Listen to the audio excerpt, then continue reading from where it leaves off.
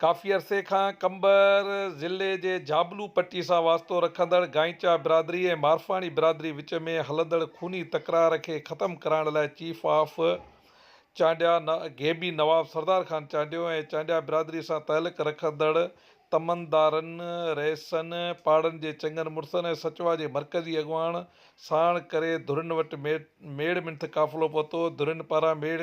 मिंथ काफ़िले खे मान ॾींदे राज़पो ज़ाहिर कयो ऐं काफ़ी सालनि खां वठी कंबर ज़िले जे मुख़्तलिफ़ बिरादरियुनि में खूनी तकरार जारी हो। बिरादरी विच में ज़मीनी मालिकियत छिकताण शुरू थी हुई, जंहिंमें 9 इंसानी जानियूं ज़ाया थियूं ऐं पिणु ॿियो वॾो नुक़सानु थियो।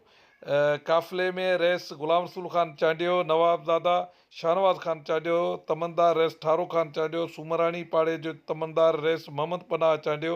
गेबानी पाड़े जो तमनदार रईस फिदा हुसैन चांडियो, सचवा जो मरकज़ी वाइस चेयरमैन एजाज़ चांडियो, अली रज़ा चांडियो ऐं ॿिया पिणु गॾु हुया। मारवाड़ी पहिरीं मेड़ गांईचा बिरादरी वटि पहुती, उनखां पोइ मारवाड़ी ऐं आख़िरी टीं धुर वटि मेड़ पहुती। चीफ सरदार नवाब सरदार अहमद ख़ान चांडियो साहिबु चयो त जेकी बि चांडियनि समेत ॿियनि बिरादरियुनि में हलंदड़ तकरार हूंदा उहे सभु ख़तमु कराया वेंदा, छो जो क़बीलाई झेड़ा नसलनि खे तबाह करे छॾींदा।